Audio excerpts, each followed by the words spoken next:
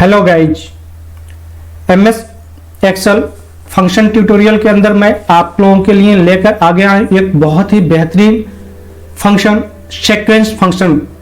जी हाँ, sequence function का आगाज करने जा रहा हूं, तो दोस्तों बने रहिएगा वीडियो के लास्ट तक और इस सारे एग्जाम्पल को देखिएगा। जैसा कि आपको स्क्रीन पे दिख रहा है 9 एग्जाम्पल को कवर करेंगे इसमें। तो चलिए दोस्तों शुरू करते हैं। तो दोस्तों मैं सूर्या स्वागत करता हूं आपका लर्न एमआईएस में और आप सीखने जा रहे हैं सीक्वेंस फंक्शन के बारे में। तो चलिए एक एक करके हम सीखेंगे इस फंक्शन को। और इसमें देखिए दोस्तों, मैंने जो 9 एग्जाम्पल लिया हुआ है इसका बहुत ही ज़्यादा बेहतरीन यूज होता है एमएस एक्सेल में। जो फॉर्मूला होता है, एडवांस एक्सेल होता है, उसके अंदर इसका बहुत अच्छा यूज है। आप जब एडवांस एक्सेल सीख रहे हैं तो इस फंक्शन को सीखना बहुत ही ज़रूरी है। यह रिपोर्टिंग पर्पज से बहुत ज़्यादा यूज होता है। और दोस्तों यह फंक्शन जो है कि आपको एमएस ऑफिस 365 के अंदर मिलेगा। इसके नीचे का अगर लोअर वर्जन आप यूज कर रहे हैं तो उसमें आप इसका यूज नहीं कर पाएंगे। और हाँ, यह फाइल मैं आपको डिस्क्रिप्शन में दे दूंगा, वहां से आप डाउनलोड करके मेरे साथ साथ प्रैक्टिस करिएगा, क्योंकि यह बहुत ही बेहतरीन वीडियो होने वाला है आप लोगों के लिए। यहाँ तक समझ में आ गया? तो चलिए, आपने अगर अब तक चैनल को सब्सक्राइब नहीं किया तो सब्सक्राइब कर लीजिएगा और चैनल पे नए हैं तो पीछे के सारे वीडियो को जरूर देख लीजिएगा।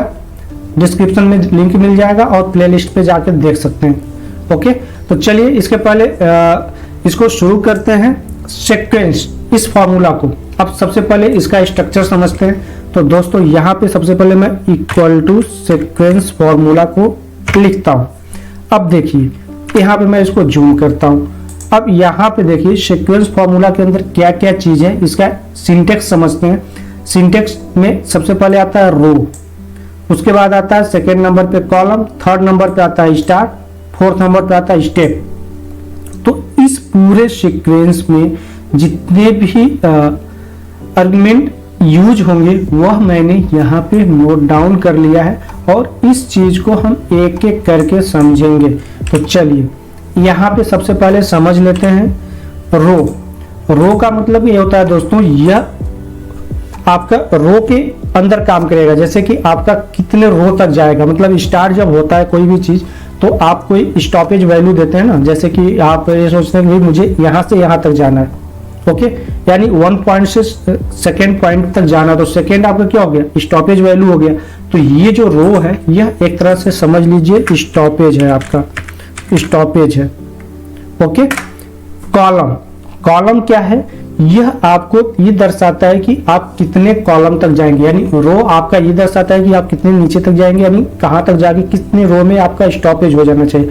कॉलम ये भी एक स्टॉपेज वैल्यू है, ये भी दर्शाता है कि आप कॉलम यानी जो आपका हॉरिजॉन्टली चल रहा है यह कहां तक जाएगा, यानी कॉलम को कहां तक आप लेके जाते हैं, कितने कॉलम तक। तो ये भी एक स्टॉपेज वैल्यू हो गई। ओके, सेकेंड होता है, थर्ड नंबर पे आता है स्टार्ट वैल्यू। स्टार्ट वैल्यू में आप किसी भी चीज को जब स्टार्ट करते हैं तो कहाँ से स्टार्ट करना चाहते हैं। जैसे सपोज दैट कोई नंबर आप स्टार्ट कर रहे हैं तो 1 से करना चाहते हैं, 10 से करना चाहते हैं, 1000 से करना चाहते हैं। It totally depends on you and your examples and your situation. Okay, तो वहां से आप स्टार्ट करना चाहते हैं। स्टेप्स, स्टेप्स का मतलब ये हो गया कि जो चीज आप स्टार्ट कर रहे हैं वह कितने स्टेप में चल रहे हैं, मतलब एक साथ आप कितने टाइम तक जंप कर रहे हैं। जैसे मान लीजिए आप 1 कदम चल रहे हैं, एक बार में आप चाहते हैं कि एक बार आप चलें और 10 कदम चल जाएं, तो 10 कदम जाने के लिए 10 बार आपको जंप लगानी पड़ेगी। तो स्टेप क्या है, यह जंपिंग का काम करता है। दोस्तों यहां तक समझ में आ गया ये पूरा स्ट्रक्चर। अब चलिए इसका सबसे पहले हम एग्जाम्पल समझते हैं, सीक्वेंस इन कॉलम। ओके, तो कॉलम का मतलब ये हो गया कि जैसे मान लीजिए ये आपका सीधा चल रहा है या एक कॉलम है, एक कॉलम में चल रहा है और नीचे जा रहा है, तो ये नीचे जा रहा है जो ये रो हो गया। ओके, तो यहाँ पे सबसे पहले इक्वल टू सीक्वेंस का फॉर्मूला हम लगाते हैं। अब सीक्वेंस फॉर्मूला के अंदर दोस्तों यहाँ पे मैं कोई सारे आर्गुमेंट को पास नहीं करूंगा, एक एक आर्गुमेंट को एक एक करके हम बारीकी से समझेंगे। तो सबसे पहले हम आर्गुमेंट किसको यूज कर रहे हैं, सीक्वेंस इन कॉलम के अंदर कोई भी वैल्यू हम ले लेते हैं। तो कोई भी वैल्यू लेते हैं, जैसे मान लीजिए मैंने 20 लिया और ब्रैकेट को क्लोज कर दिया। तो जब भी हम कोई वैल्यू लेते हैं तो हम उसको स्टॉपेज और एंड पॉइंट नहीं दे रहे हैं, तो हमेशा जो है कि 1 से स्टार्ट करेगा यह फंक्शन। ओके, अब जरा एंटर करिए। तो ये देखिए दोस्तों, यहाँ से हमने एक बार फॉर्मूला लगाया और यह हमने जो वैल्यू दिया था इसको क्या दिया था, कॉलम के लिए वह 20 दिया था। तो यह 1 से चालू होकर देखिए नीचे तक आ गया 20 तक। यह आपको लिखना नहीं पड़ा, ऑटोमेटिकली सीक्वेंस जनरेट कर दिया। ये समझ में आ गया, यहाँ तक कोई बिग डील नहीं है, बिल्कुल इजी वे में समझिए। अब चलते हैं नेक्स्ट एग्जाम्पल पे। नेक्स्ट एग्जाम्पल हमारा है सीक्वेंस इन रो। तो सीक्वेंस इन रो यानी आपने अभी सीक्वेंस इन कॉलम पढ़ा, अब आते हैं सीक्वेंस इन रो में। सेम उसी तरह के यूज होता है यह जो यूज होगा। अब देखिए यहाँ पे इक्वल टू सीक्वेंस ले लिया। अब हमने जो है रो के अंदर सिर्फ इसके पहले क्या दिया था, 20 वैल्यू दिया था। यहाँ पे हम क्या करेंगे, रो को कर देंगे 1 का मतलब कि यह सिंगल रो में चलेगा, कॉमा। अब हम कॉलम को बता देते हैं कि भैया तू कहां तक जाएगा, तो तुझे मैं 20 फिर एक स्टॉपेज वैल्यू दे देता हूं। ओके, ब्रैकेट को क्लोज किया। अब यह जो है कि जब सीक्वेंस बनाएगा तो सिंगल रो में बनाएगा और कितने कॉलम तक जाएगा, 20 कॉलम तक जाएगा, यानी 1 से स्टार्ट होगा 20 तक जाएगा। ओके, अब जरा एंटर करिए तो यहाँ पे देखिए 1 से चालू हुआ, ऑटोमेटिकली सीक्वेंस बना लिया 20 तक, यहाँ तक। समझ में आ गया? तो ये आपका एक सेकेंड एग्जाम्पल हो गया सीक्वेंस इन रो। यानी आपको यहाँ पे दो चीजें समझ में आ गई होंगी, रो और कॉलम। रो क्या करता है, कॉलम क्या करता है। अब चलिए नेक्स्ट एग्जाम्पल की तरफ बढ़ते हैं। नेक्स्ट एग्जाम्पल है हमारा सीक्वेंस इन रेंज। अब सीक्वेंस इन रेंज में आप इसके कई सारे पार्ट को यूज करेंगे सीक्वेंस के अंदर। Equal to sequence. ओके, अब यहां पे रो की वैल्यू सपोज दैट मैं दे देता हूं 8, कॉलम की वैल्यू दे देता हूं 2। ओके, अब यहां पे मैं कॉमा देता हूं, फिर स्टार्ट वैल्यू मान लीजिए मैं 65 से देता हूं। XYZ आप कुछ भी रख सकते हैं यहाँ पे value, it's depend on you. Okay, अब यहां पे मैं इसको बोलता हूं भैया जब तू 65 से स्टार्ट करेगा तो तू 2 स्टेप यानी 2 स्टेप में चलना, मतलब 2-2 का सीक्वेंस बनाना, 2-2 का गैप देके। तो हमने यहाँ पे इसका एड्रेस दे दिया स्टेप्स का। अब यहाँ पे हम इसको करते हैं ब्रैकेट को क्लोज, और अब जरा इंटर करिए तो ये देखिए दोस्तों यहाँ पे एक रेंज बना दिया। रेंज क्या बनाया, हमने 2 कॉलम दिया। अभी यहाँ पे देखिए इसका जादू सीक्वेंस फंक्शन का, कॉलम को हम यहाँ पे चेंज करेंगे और आपके डेटा में कैसे चेंजेस होता है। यहाँ पे हम कॉलम को कर देते हैं 1। अब देखिए 2 से 1 में शिफ्ट हो गया। अभी हम कॉलम को क्या कर देते हैं, 3 कर देते हैं। यह क्या होगा, 3 कॉलम पे इंक्रीज हो जाएगा, यानी 1 to 3 कॉलम इंक्रीज हो गया। अब यह 65 से स्टार्ट हुआ, लेकिन एंड वैल्यू कोई है नहीं, 2 के सीक्वेंस में यह जा रहा है। तो हमने जो ऊपर इसको एड्रेस दिया था, यानी जो इंस्ट्रक्शन दिया था, उस इंस्ट्रक्शन के अकॉर्डिंग आपका 65 से चलकर 111 तक गया। ओके, यहां तक समझ में आ गया। अब चलिए नेक्स्ट एग्जांपल देखते हैं, एग्जांपल नंबर 4। अब आते हैं इस पे। देखिए यह जो है कि एक अलग ही आपको निगेटिविटी, मतलब निगेटिव वैल्यू को कैसे आप डिसेंडिंग में जाते हैं। जैसे सपोज दैट आपने चालू किया था 1 से चालू किया था 100 तक जाते हैं। अगर आपको एक सीक्वेंस बना दिया, अभी आपको सीक्वेंस बनाना है 100 से चालू करके 1 तक जाना है, यानी उल्टा जाना है। तो कैसे करेंगे, यहाँ पे इक्वल टू सीक्वेंस। ओके, अब आपने रो की वैल्यू कुछ भी ले लीजिए। अभी हम यहाँ पे चेंज कर देंगे, डोंट वरी। हम यहाँ पे सेकेंड जो है कि कॉलम ले लिया, थर्ड पे हमने स्टार्ट कर दिया 100 से। अब स्टेप यहाँ पे कॉमा देके स्टेप, आप 2 स्टेप में जाना चाहते हैं, 1 स्टेप में जाना चाहते हैं, 3, 4, 5, 6, 7, 8, जो भी XYZ आप जितने भी स्टेप में चलना चाहते हैं आप स्टेप आप दे सकते हैं। अभी हम देखे राइट कर चेक करते हैं। ओके, अब यहाँ पे जब हम स्टेप को दे रहे हैं तो यहाँ पे देखिए मैंने अभी कुछ ज़्यादा चेंजेस नहीं किया। अभी चेंजेस करेंगे आपको समझ में आएगा। अभी नॉर्मल कर रहा हूँ मैं, इंटर कर दिया। अब यहाँ पे देखिए दोस्तों 100 से चालू हुआ और कहाँ तक चला गया, 14 तक चला गया। अब यहाँ पे हम जो है कि रो को क्या कर देते हैं, रो को कर देते हैं मान लीजिए 0। तो यहाँ पे क्या दे रहा है, एक एरर दे दिया। तो हमेशा जब आप एक रेंज का यूज करेंगे तो 0 की जगह पे कुछ ना कुछ वैल्यू आपको देनी पड़ेगी किसी भी एंगल से। तो मैंने इसीलिए आपको सिंपल तरीके से बताया। तो यहाँ पे आप 0 के जगह पे 1 कर दीजिए, देखिए सिंगल 1 दे दिया। अगर यही चीज आप 100 कर देते हैं तो 100 तक जाएगा। अब देखिए यहाँ से 100 से चालू हुआ, नीचे 100 तक यानी 298 तक आया। ओके, ये समझ में आ गया, क्योंकि आप 2 स्टेप पे चल रहे हैं। ये चीज समझ में आया, अभी डिसेंडिंग सीक्वेंस में नहीं चल रहे हैं। ओके, अब यहां से डिसेंडिंग सीक्वेंस में जाना, क्योंकि यहां पे देखिए 100, 102, 104, यानी ये क्या है, इंक्रीजिंग सीक्वेंस है, डिक्रीजिंग सीक्वेंस नहीं है। अब डिक्रीजिंग सीक्वेंस बनाने के लिए आपको यहाँ पे जैसे 2 है तो 2 के जगह पे आपको -1 या -2 दे सकते हैं, तो उसी के अकॉर्डिंग डिक्रीजिंग में चलेगा। देखिए मैंने -1 दिया तो यहाँ पे क्या हुआ है 100, 99, 98 ऐसे डिक्रीजिंग सीक्वेंस में चल रहा, और कहाँ तक आया 1 तक आया। तो हमने जो है इसको क्या दिया था, रो में दिया था कि भैया तू 100 पे जाके स्टॉप हो जानी, यानी 100 पे, 100 से चला नीचे 100 तक गया। ओके, यहाँ तक समझ में आ गया। अब यही जो है कि डिक्रीजिंग वैल्यू अगर आप 2 कर देते हैं, यहाँ पे -2 कर देते हैं, अब देखिए 100, 98, 96, 94 आपका चला ना डिक्रीजिंग सीक्वेंस में। तो ऐसे अगर आपको डिक्रीजिंग सीक्वेंस में चलाना है तो जो स्टेप्स है, तो स्टेप के जगह पे आपको ये बताना पड़ेगा कि भैया तू निगेटिव में चल, यानी उल्टा चल। तो जब आप उल्टा चलाएंगे तो क्या होगा, डिसेंडिंग सीक्वेंस में जाएगा। यहाँ तक समझ में आ गई। तो जब भी आप किसी भी रिपोर्टिंग या ऐसे डेटा पे काम कर रहे हैं, डायनेमिकली रेंज बना रहे हैं एडवांस एक्सेल के अंदर, तो ऐसी चीज़ें बहुत मायने रखती है। जैसे आप कभी भी रेंज बनाते हैं ऑटोमेटिक, और डैशबोर्ड क्रिएट करने में तो इसका बहुत ज़्यादा यूज होता है दोस्तों। आगे जब आप और भी एग्जाम्पल सीखेंगे तो मैं उसके साथ इस सीक्वेंस फंक्शन को बताऊंगा। ओके, तो चलिए नेक्स्ट एग्जाम्पल की तरफ बढ़ते हैं। नेक्स्ट एग्जाम्पल हमारा है ट्रांसपोज सीक्वेंस। अब इसमें ट्रांसपोज सीक्वेंस में 2 तरह से होता है, sequence move horizontally, sequence move vertically. तो हॉरिजॉन्टली जब मूव होता है तो ये आपको जो है कि ट्रांसपोज करने की जरूरत नहीं है।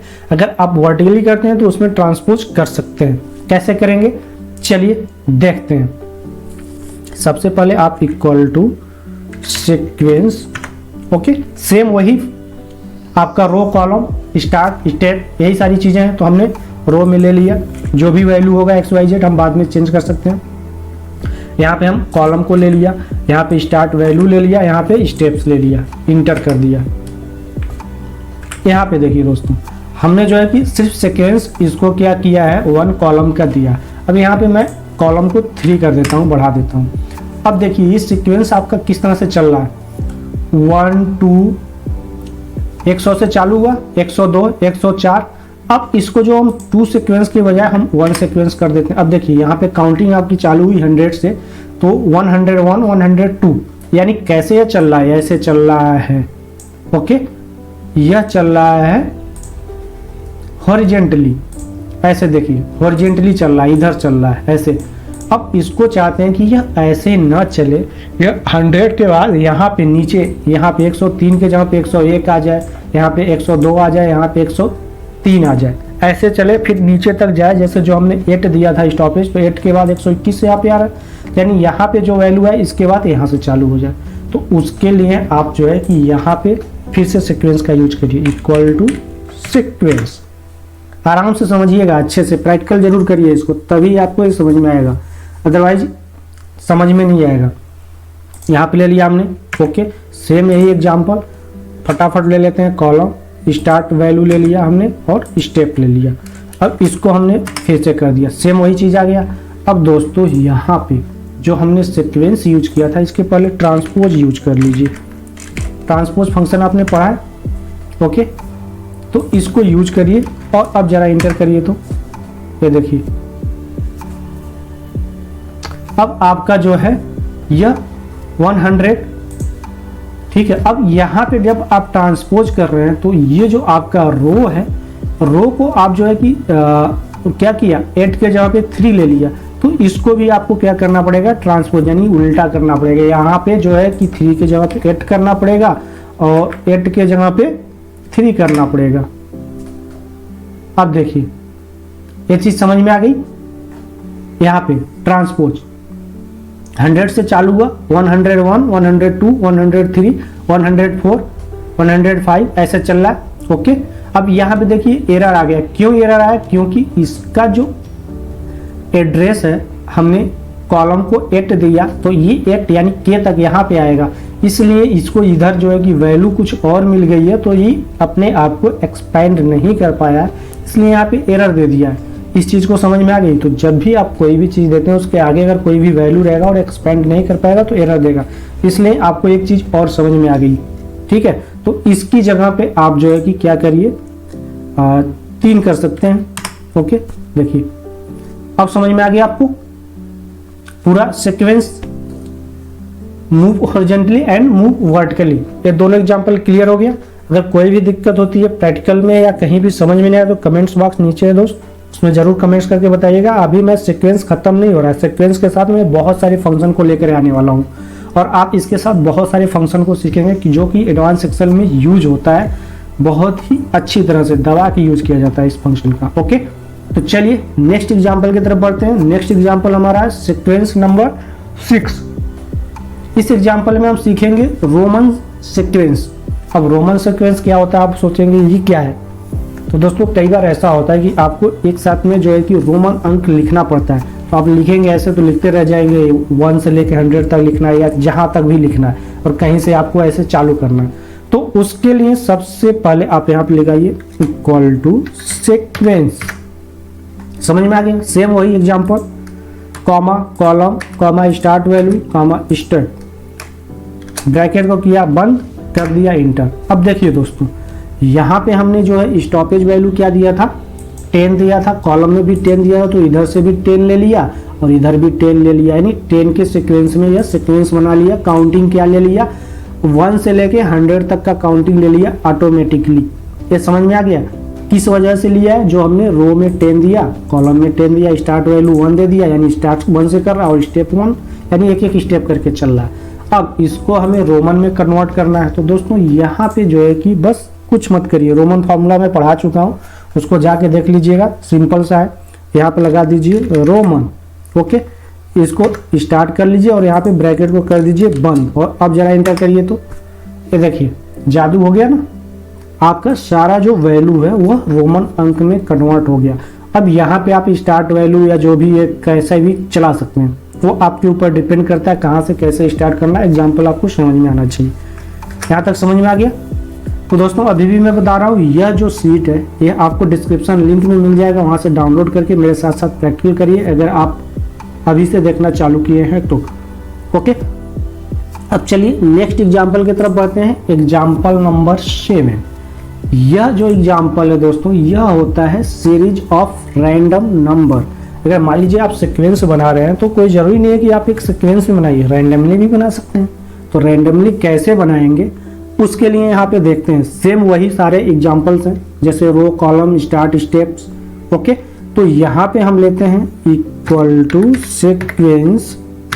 ओके, सीक्वेंस में सबसे पहले ले लिया रो, फिर ले लिया कॉलम, फिर ले लिया स्टार्ट वैल्यू और स्टेप। इस स्टेप के जगह पे आप जो है सबसे पहले क्या करेंगे, कॉमा लगाएंगे, फिर स्टेप के जगह पे आप रैंड बिटवीन फॉर्मूले का यूज करेंगे। तो यह क्या करेगा, रैंडम नंबर जनरेट करेगा।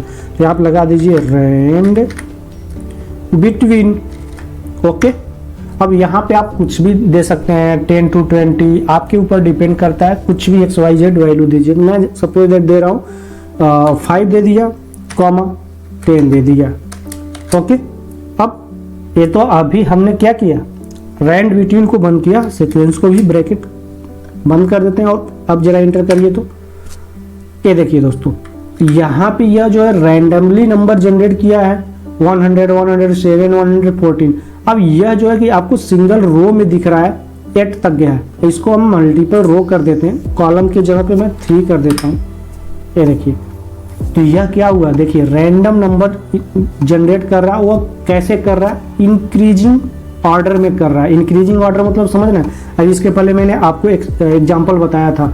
ओके, तो इंक्रीजिंग ऑर्डर में जैसे 100 हो गया, 108, 116, 24 कुछ भी हो सकता है कहीं भी। ओके, अब इसी को अगर आपको डिक्रीजिंग ऑर्डर में करनी है तो कैसे करेंगे, सेम यही फॉर्मूला यूज करेंगे, इक्वल टू सीक्वेंस वही row comma column comma start value.